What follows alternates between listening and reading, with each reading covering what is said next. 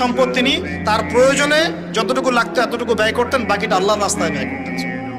উসমান রাদিয়াল্লাহু আনহুর মতো ধনী হতে কোনো সমস্যা আছে? কোনো আপত্তি আছে?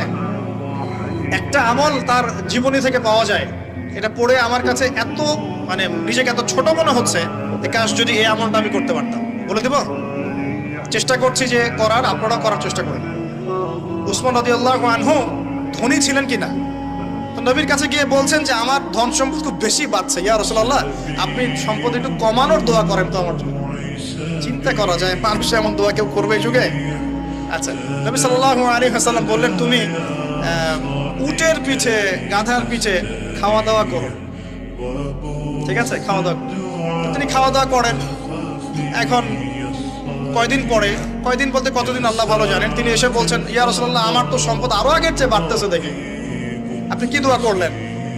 সম্পদ আরো বাড়া শুরু করেছে। তখন তিনি বলছেন যে তুমি যখন খাও তখন তোমার হাত থেকে যদি খাবার পড়ে যায় তুমি কি করো? তিনি বলেছেন আমি আমার হাত থেকে খাবার যদি পড়ে যায়, একটা দানাও যদি পড়ে যায়, আমি উটের পিঠ থেকে নেমে সেই খাবারটাকে তুলে পরিষ্কার করে তারপর খাই। উসমান রাদিয়াল্লাহু আনহু এত ধনী মানুষ, তিনি প্রতি বেলায় 100 মানুষকে খাওয়াতে পারেন, কোনো সমস্যা নেই। তিনি একাই তাবুকের যুদ্ধে 30,000 সৈন্যের দায়িত্ব নিয়েছেন। 30,000 সৈন্য 3 মাস যাবে, তার যাত্রা বিরতি করবে, খাবে দাবে, তাদের ঘোড়া অস্ত্রশস্ত্র সব দায়িত্ব একজন ব্যক্তি বহন করেছেন, উসমান রাদিয়াল্লাহু আনহু। কত বড় ধনী আপনি চিন্তা করেন। উনার মতো ধনী কোনো পররাষ্ট্রমন্ত্রী নাই পৃথিবীতে, এখন কোনো বিশ্ব নেতাও নাই ওনার মতো ধনী, এখন কেউই নাই। আর উনি কিন্তু তার এই ধন সম্পদ সুদের মধ্য দিয়ে অর্জন করেন, তার ধন সম্পদ দুর্নীতির মধ্য দিয়ে অর্জন করেন। তার ধন সম্পদ তিনি কিন্তু এই যে অন্যের সম্পদ অন্যায়ভাবে দখল করে অর্জন করেন।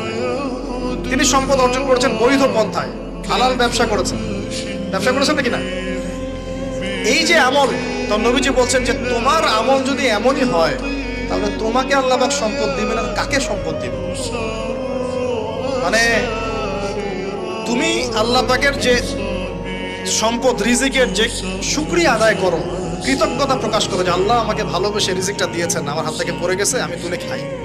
এই যে আল্লাহ পাকের নেয়ামতের প্রতি তোমার যে শ্রদ্ধা, সম্মান, এর শুকরিয়া স্বরূপে আল্লাহ পাক তোমাকে এরকম সচ্ছল বানাই দিয়েছে, আপনি কিছু করার নাই। উসমান রাদিয়াল্লাহু আনহুর মতো ধনী হতে কোনো সমস্যা আছে? তিনি কৃপণ ছিলেন না, তিনি আল্লাহ পাকের নেয়ামতের শুকরগুজার ছিলেন। ভুল ব্যাখ্যা নেবেন না, তিনি আল্লাহ পাকের নেয়ামতের শুকরগুজার ছিলেন। আমরা আল্লাহ পাকের নেয়ামতের শুকরিয়া আদায় করবো ইনশাআল্লাহ, এবং যা রিজিক আল্লাহ আমাদেরকে দিয়েছেন এতে সন্তুষ্ট থাকবো ইনশাআল্লাহ, এবং হালাল ভাবে চলার চেষ্টা করব। আল্লাহ পাক আমাদেরকে ধন দিলে সেই ধন সম্পদ যতটুকু আমার পরিবারের জন্য প্রয়োজন, বাড়তিগুলো আমরা আল্লাহর পথে দান সাদাকা করবো ইনশাআল্লাহ। আল্লাহ পাক আমাদের সবাইকে আল্লাহর রাস্তায় দান করার তৌফিক এনায়েত করুন, আমিন। সমাজ কল্যাণমূলক কাজ করেন না, জনসেবা করেন, মানুষের সেবা করেন, মানুষের কাছে থাকেন, সোশ্যাল ওয়ার্ক করেন। এই যে অ্যাসোসিয়েশন আছে না, কিছু সামাজিক নন পলিটিক্যাল নন প্রফিটেবল কিছু ফাউন্ডেশন থাকে না, মানুষের কল্যাণে কাজ করেন, ইফতারের প্রজেক্ট করেন সামনে, ঠিক আছে? তারপরে শীতবস্ত্র হয়, তারপরে যে ত্রাণ রিলিফ, মানুষের কল্যাণ, বৃক্ষরোপণের কাজ, তারপরে আপনার এই যে রক্তদান কর্মসূচি, এই টাইপের যে ভালো ভালো কাজ, সমাজ কল্যাণমূলক কাজ, এই সমাজ কল্যাণমূলক কাজগুলো করলে মনটা বড় হবে। ভালো কাজে ব্যস্ত থাকবেন, আপনি দেখবেন মাথার মধ্যে শয়তানি নাই। যখন মানুষের কাজ নাই, সারাদিন অলস বসে থাকে, মাথার মধ্যে দুনিয়ার শয়তানি ঘোরাফেরা করে। আল্লাহ পাক আমাদের সবাইকে ভালো কাজের সাথে থাকার তৌফিক দান, এবং ভালো কাজে একে অপরকে সহযোগিতা করার তৌফিক দান। নিজেকে ভালো কাজে ব্যস্ত রাখেন। দান সৎকার করলে কখনো টাকা কমে যায় না, মনে রাখবেন। দান করলে কোনোদিনও টাকা কমে যায় না। আপনার দানের টাকা ঘুরে ফিরে আপনার কাছে আসবে, বুঝতে পারছেন না? আপনার দানের টাকা ঘুরে আল্লাহ আপনার কাছে ফিরাই দিবে। কিভাবে ফিরাবেন সেটা আল্লাহর দায়িত্ব। আমি কি বুঝাবো কিভাবে ফিরাবেন? বুঝবেন, একটু বোঝানোর চেষ্টা করবেন। অর্থনীতি কিন্তু কঠিন, সহজ করে বোঝানোও কঠিন, সবাই সহজ করে বোঝাতেও পারবে না। আমি একটা পয়েন্ট খালি বুঝাই আপনাদেরকে, বোঝার চেষ্টা করেন। মনে করেন আপনাদের অর্থনীতি বুঝাই, এগুলো আমাদের সাবজেক্ট ছিল, আর তখন আমরা আসলে অর্থনীতি কিছুই বুঝতাম না। তারপরে যখন কোরআন হাদিস পড়া শুরু করলাম, তখন দেখলাম যে ও আচ্ছা, ব্যাপার তো খুব সহজ। সহজ জিনিসটাকে এত কঠিন করা হয় কেন? দেখেন কিরকম। মনে করেন একটা বাজার, আপনি দেখেন বাজার আছে কি?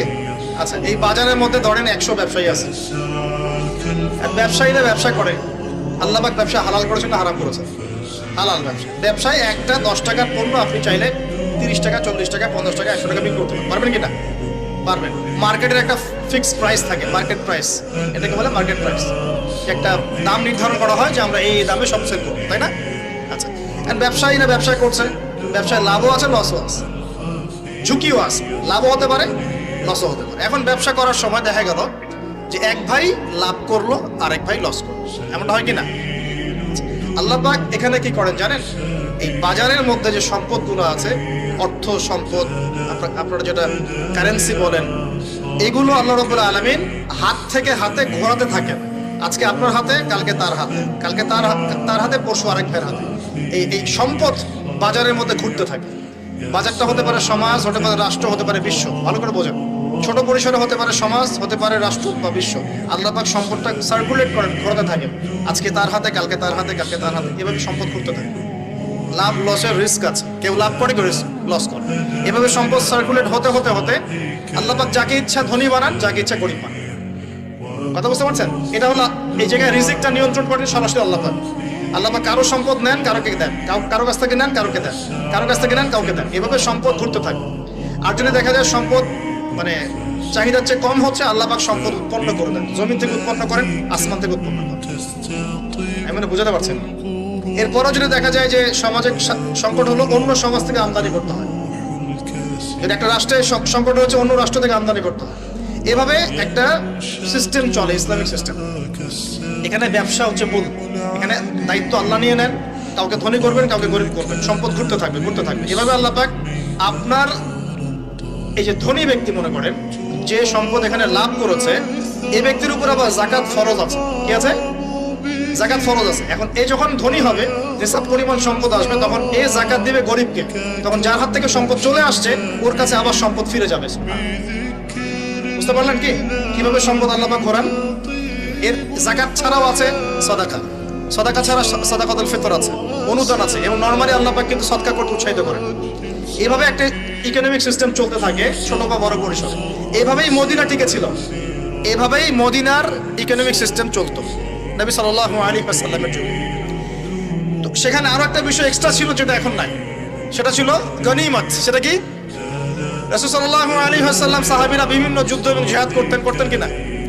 না, তারা তো এগুলো করতেন না। ঘর মসজিদে বসে খালি সুবহানাল্লাহ পড়তেন। হ্যাঁ নাকি? বদর উহুদ তো হয়নি ইসলামে, হয়েছে? বদর উহুদ বলে কোনো যুদ্ধ হয়েছে নাকি? এগুলো বললে তো দেখা যাবে বাপরে বাপ, অবস্থা খারাপ। হ্যাঁ, জিহাদি বয়ান শুরু করে দিয়েছে। তখনই মুসলিমরা যুদ্ধে গিয়েছে এবং জয় করেছে, তখন বিপুল গনিমতের সম্পদ লাভ করেছে। বুঝতে পারছি? গনিমত মানে ওই যে যাদের সাথে যুদ্ধ হচ্ছে ওদের সব সম্পত্তি মুসলিমরা তখন পেয়ে যায়, কারণ ওগুলো ছেড়ে ওরা পালিয়ে যাবে। এটা এর মধ্য দিয়ে মুসলিমরা ব্যাপক সচ্ছলতার মুখ দেখেছিল। খায়বারের যুদ্ধ জয়ের মধ্য দিয়ে মুসলিমরা প্রায় 1/3 সম্পদ পেয়েছিল আরবের মধ্যে। জাজিরাতুল আরবের 1/3 সম্পদ শুধু খায়বার যুদ্ধ জয়ের মধ্য দিয়ে লাভ করা হয়েছে। ওইটা তো নাই, এখন ক্লোজড। আমি ওগুলো বাদ দিয়ে এই সিস্টেমগুলোর কথা বললাম, সাদাকা, ব্যবসা ইত্যাদি ইত্যাদি। তার মানে ইসলামিক ইকোনমিক সিস্টেমের মধ্যে আল্লাহ পাক সম্পত্তি নিয়ন্ত্রণ করছেন এবং কাউকে ধনী বানাচ্ছেন, কাউকে গরিব করছেন। সম্পদ হাতে হাতে ঘুরছে, যে ধনী সে আবার যাকাত দিচ্ছে, তখন গরিবের কাছে ধনীর সম্পত্তি চলে আসছে।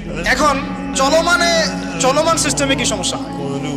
যখন আপনি ব্যবসাটাকে গুটিয়ে নিয়ে সুদটাকে প্রাধান্য দিচ্ছেন, মানে সুদের মধ্যে কি লাভ লস দুটা রিস্ক আছে, ঝুঁকি আছে কোনো? সুদে আপনি যখন খান, আপনি কি বলেন যে ঠিক আছে আমি 100 টাকা নিলাম, ব্যবসায় লাভ হলে আমি দিব 50%, লস হলে 50%। এটা তো সুদ না, এটা তো সুদ না। এটা কি সুদ? যখন আপনি বলেন যে আমি 100 দিয়েছি, আমাকে 110 দেওয়া লাগবে, 100 দিয়েছি আমাকে 110ই দেওয়া লাগবে, আপনি তো লসের রিস্ক নিবেন না। নিবেন? সুদখোর কি লসের ঝুঁকি নিবে নাকি লাভের সব টাকা দিবে? এখন যখন আপনি লাভ লসের ঝুঁকি নিচ্ছেন না, তখন একজন লাভ করা একজন লস করার কোনো সিস্টেম বাজারে থাকছে না। তখন সম্পদ ধনিক শ্রেণীর হাতে পঞ্জীভূত হচ্ছে, তারা আস্তে আস্তে ধনী হতে থাকবে, গরিবরা আস্তে আস্তে গরিব হতে থাকবে। এরও উপরে যখন সে আবার যাকাত দিবে না, তখন ওই সম্পদ আবার গরিবের কাছেও ফিরে আসবে। এভাবে সুদের মধ্য দিয়ে সম্পদ সংকীর্ণ হয়ে যায়, একদম একটা মার্কেট, সমাজ, রাষ্ট্র বেচাকের অবস্থা, দেউলিয়া হয়ে চলে। একটা করে কথা বলেছিলাম, ফলেছিল কি অর্থনীতির কথাগুলো? পাকিস্তানের কথা ফলেছে? পাকিস্তানের সামনে আরো ভয়াবহ পরিণতি আছে। আর এগুলো থেকে শিক্ষা না নিতে পারলে আমাদের সামনে ক্ষতি আছে। এগুলো বলবেই বাকে, বোঝাবেই বাকে। আর আল্লাহ পাক আমাদের কথা গ্রহণ করার মানসিকতা দান করুন। কমপক্ষে কথাগুলো শুনে একটু যাচাই করার তৌফিক আল্লাহ দান। যাচাই করার পর যদি দেখা যায় যে হ্যাঁ ঠিকই বলেছে ছেলেটা, বা কম কিছুটা হলেও ঠিক বলেছে, ওইটুকু অন্তত গ্রহণ করার তৌফিক আল্লাহ দান করুন। একবারে যদি নেগলেক্ট করে দূর এসব কথা শোনারই দরকার নাই, তাহলে তার কিছু হইল না। সমস্যা নাই, আমাদের কাজ কি? ফাযাক্কির ইন্নামা আনতা মুযাক্কির। আল্লাহ পাক আল্লাহর দ্বীনের দায়ীদের দায়িত্ব দিয়েছে, তোমরা উপদেশ দিবে, তোমরা শুধু উপদেশ দাও, লাস্তা আলাইহিম বিমুসাইতির। কারো প্রতি তোমরা দারোগা নাও, চাপ দিয়ে মানাতে হবে, এই দায়িত্ব তোমাকে দেওয়া হয়। জাস্ট বলে দিয়ে চলে আসবে সামনে। ফাযাক্কির নাফাআতিয যিকরা, তুমি উপদেশ দিবে হে নবী। সায়াযাক্কারু মান ইয়াখশা, যে উপদেশ গ্রহণ করবে সে শীঘ্রই গ্রহণ করবে, যে আল্লাহকে ভয় করে সে শীঘ্রই উপদেশ গ্রহণ করবে ইনশাআল্লাহ। প্রিয় ভাইরা, এখনকার চলমান বিশ্বের ইকোনমিটা হচ্ছে সুদভিত্তিক। এই কারণেই ইকোনমিক সমস্যাগুলো, মন্দাগুলো, স্যাংশনগুলো, করাপশনগুলো, এগুলো সুযোগ থেকে যায়। আদারওয়াইজ ইসলামিক ইকোনমিক সিস্টেম পরিপূর্ণরূপে থাকলে এই সমস্যাগুলো হতো। রমজান মাসে ওয়াদা নাম্বার 5, কয়টা ওয়াদা করছেন এই পর্যন্ত ভাই? 4টা। ওয়াদা নাম্বার 5 হচ্ছে রমজান মাসে যার যার যাকাত ফরজ হয়, যাকাত অবশ্যই যাকাত আদায় করে দিবেন। করবেন কি না? আপনারা কি মনে করেন যে নামাজই খালি ফরজ, যাকাত ফরজ না? যাকাত ফরজ না? যে কেউ যদি মনে করে নামাজ ফরজ, যাকাত ফরজ না, সে ব্যক্তি কাফের।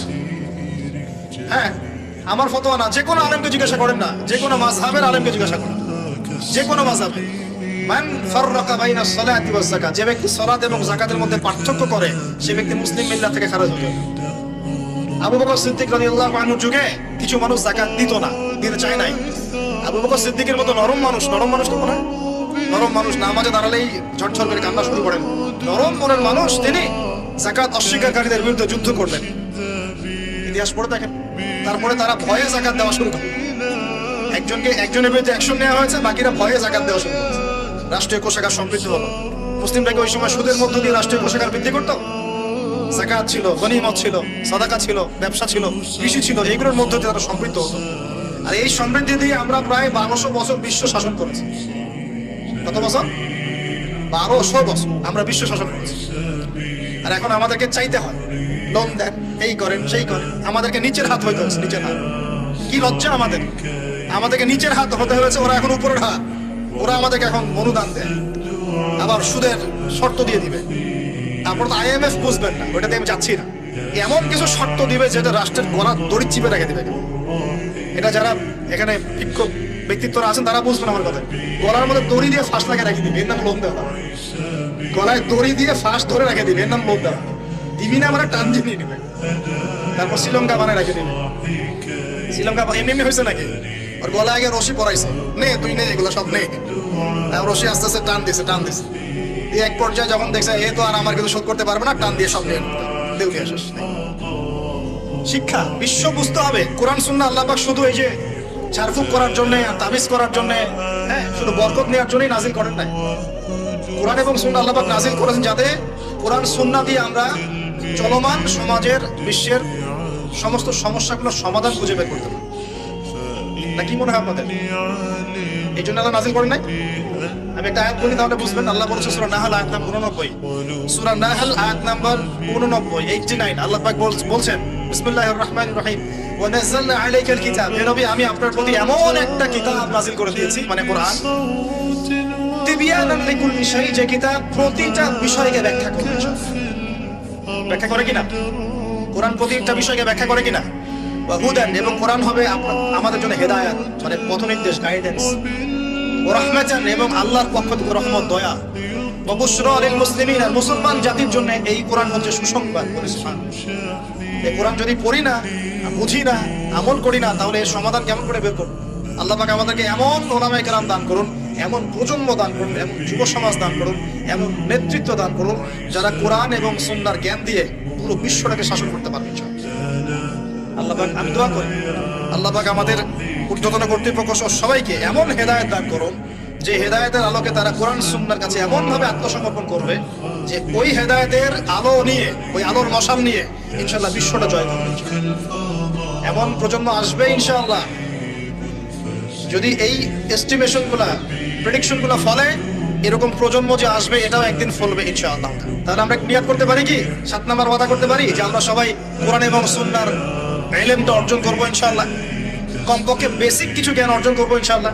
আমি বলছি না যে সবাইকে মুফতি হওয়া লাগবে, সবাইকে দায়ী হতে হবে, সবাইকে একদম মুফাসসির হতে হবে, এটা জরুরি না, এটা মানুষ পারবেও না। কিন্তু কমপক্ষে ইসলামের বেসিক জিনিসগুলো কি আমরা শিখতে পারি না ভাই? এটা শেখার জন্য কি খুব কষ্ট করতে হবে? আল্লাহ পাক আমাদের সবাইকে খাস নিয়াত করার তৌফিক দান করুন, খালেস নিয়াত করার তৌফিক দান করুন। দ্বীনের জ্ঞান অর্জন আল্লাহ পাক ফরজ করেছেন ভাই। দ্বীনের জ্ঞান অর্জন করা মুস্তাহাব বিষয় নয়, নফল কিছু নয়। তালাবুল ইলমি ফরিদা আলা কুল্লি মুসলিম, প্রত্যেক মুসলমানের উপরে দ্বীনের ইলম অর্জন করাটা ফরজ। এটা কি নফল? আমরা নিজেরা অর্জন করব, আমাদের সন্তানদেরকে শেখাবো, মা বোনদেরকেও শেখাবো। মা বোনদেরকে শেখানো লাগবে না ভাই? খালি চুলাই ঠেলবে সারা জীবন? নাকি দিনের কিছু জ্ঞান অর্জন করাতে হবে? নাকি করাতে হবে না?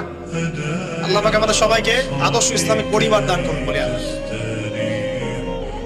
যে কথা বলতে এসেছি, গভীরে চলে গেছিলাম। আপনারা যাকাত দিয়েন, রমজান মাসে আল্লাহর ওয়াস্তে যাকাত গুলো দিয়ে দিয়েন এবং আল্লাহর ওয়াস্তে একটু ওয়াদা করেন, আর যাই করেন অর্থনৈতিক জীবনে সুদের সাথে সম্পৃক্ত হবেন। সুদের পাপ কি? নিজের মায়ের সাথে জেনা করা। এই হাদিস কেউ শোনায় নাই ভাই? সুদের পাপের 70টা বা 73টা শাখা আছে।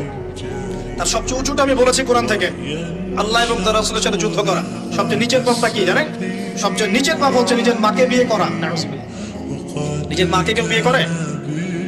এর চাইতেও জঘন্য কাজ হলো সুদ খাওয়া, কারণ সুদের মধ্য দিয়ে মানুষের রক্তকে চুষে খাওয়া হয়। মেরাজের রাতে যখন নবী সাল্লাল্লাহু আলাইহি ওয়াসাল্লাম, যে মেরাজের কথা বলছিলাম, তিনি আল্লাহর সাথে সাক্ষাৎ করতে গিয়েছিলেন, তখন জাহান্নামের অনেক আযাব তিনি দেখেছেন। কিছু প্রশ্ন করতে পারে মানুষ যে জাহান্নাম কি তাহলে আগে তৈরি হয়ে আছে, আযাব কি এই সেই? এগুলো অ্যানসার দেওয়ার জন্য আরেকটা লেকচার লাগবে।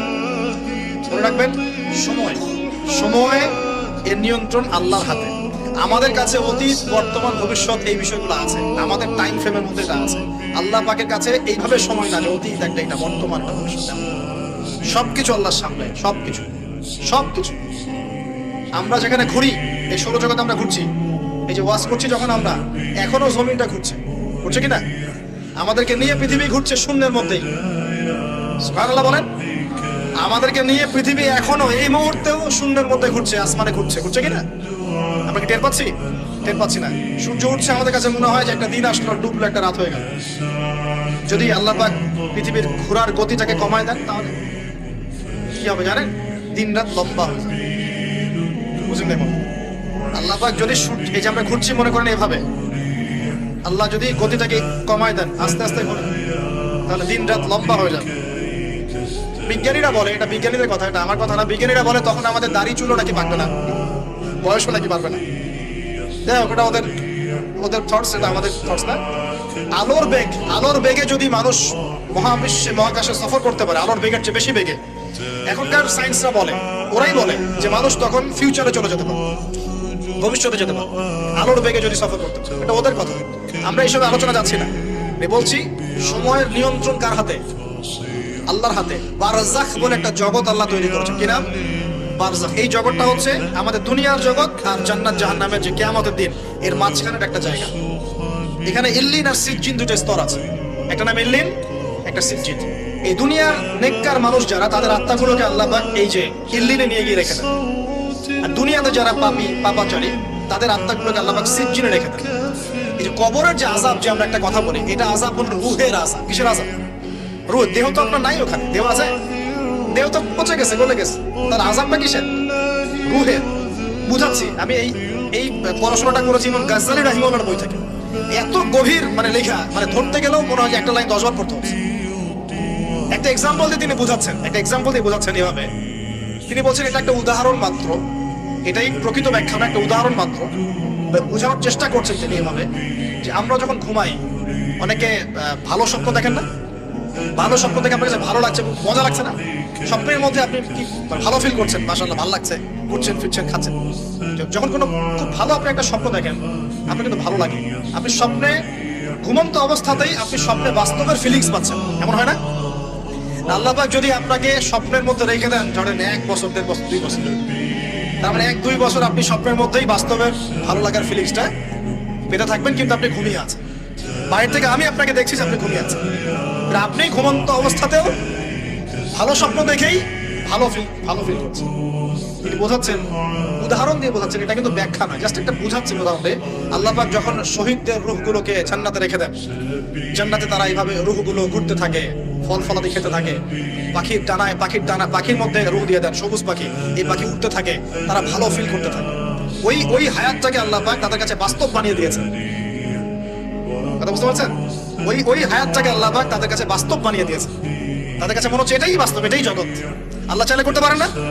একটা ঘুমন্ত মানুষকে যদি আল্লাহ করতে পারেন, তাহলে শহীদদের ব্যাপারে করতে পারেন না?